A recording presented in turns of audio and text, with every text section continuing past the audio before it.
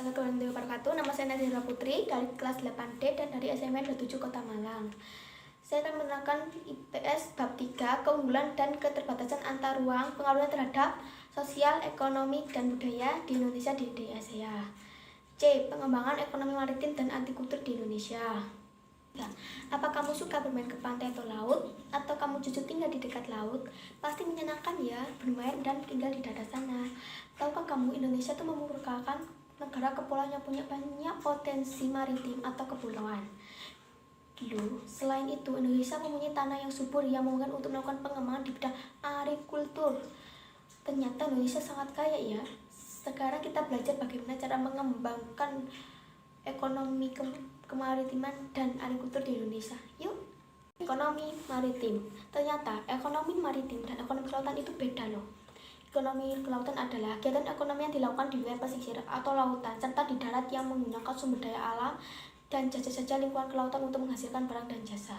Sedangkan ekonomi maritim merupakan kegiatan Indonesia yang mencakup transportasi laut, industri, galangan, dan kapal dan perawatannya, membangun dan mengoperasikan pelabuhan beserta industri dan jasa yang terkait. Ada beberapa faktor yang ada dalam lingkungan ekonomi maritim di Indonesia, yaitu sektor pelayaran, sektor perikanan, dan sektor pariwisata bahari. Kita bahas satu persatu ya. Sektor pelayaran. Meskipun Indonesia merupakan salah satu negara kepulauan terbesar, industri pelayaran Indonesia masih memiliki banyak tantangan untuk dihadapi. Kondisi pelayaran di Indonesia belum maksimal dalam meningkatkan perekonomian negara. Selain karena fasilitas kapal angkutan yang belum memadai, sistem pelabuhan di Indonesia juga harus terus diperbaiki. Sektor perikanan. Sektor perikanan merupakan satu sektor yang cukup berkembang. Kementerian Kelautan dan Perikanan juga sudah mengadakan gerakan makan ikan dengan harapan adanya peningkatan konsisten di sektor perikanan yang makin populer.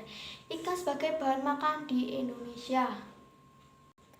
Sektor pariwisata bahari. Jika pariwisata bahari di Indonesia dapat dimaksimalkan, maka akan menimbulkan banyak dampak positif, seperti terserapannya lapangan pekerjaan, meningkatnya minat investor di bidang pariwisata, dan meningkatnya devisa negara dengan maksudnya wisatawan asing. Salah satunya contohnya pariwisata bahari adalah Raja Ampat Papua. Kebanyakan di sini.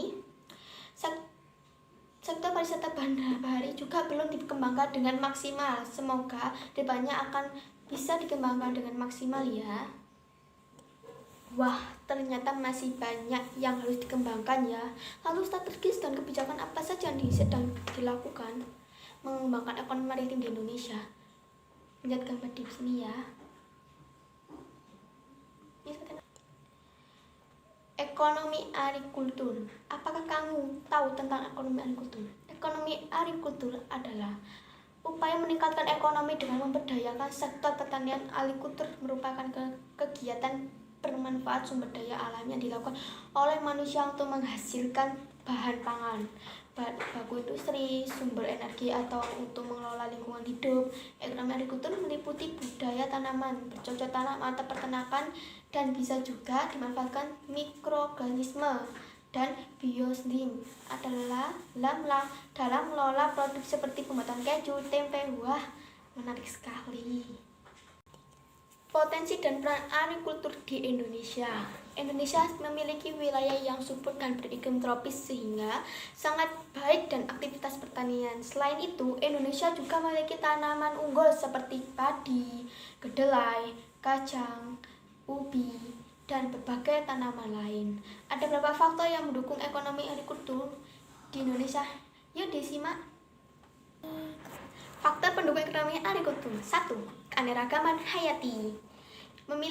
Indonesia memiliki keanekaragaman hayati tertinggi di dunia. 10% dari spesies tumbuhan berbunga, 12% spesies mamalia, 16% reptil dan amfibi, serta 7% burung di dunia terdapat di Indonesia.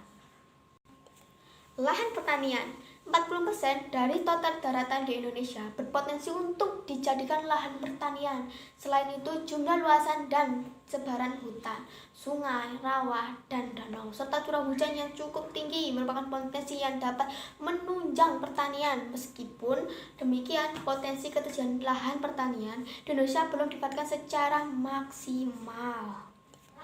Ketiga, Saat ini ada 35 juta tenaga kerja di sektor agrikultur. Sayangnya persebarannya belum merata dengan persebaran lahan, sehingga ada daerah yang kelebihan tenaga kerja dan ada pula yang kekurangan tenaga kerja.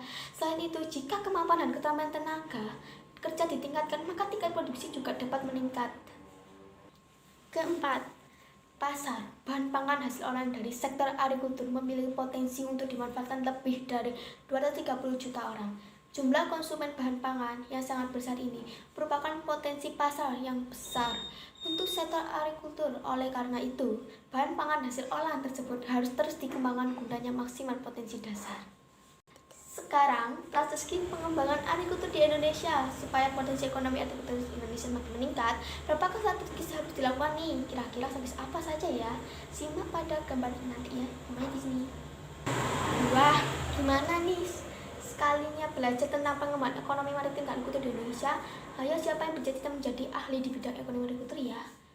Yuk belajar dengan semangat supaya cita-cita tercapai, supaya belajar makin seru-seru, belajar bersama dan dapatkan kamu melalui YouTube channel ini. Jangan lupa subscribe, like, dan komen.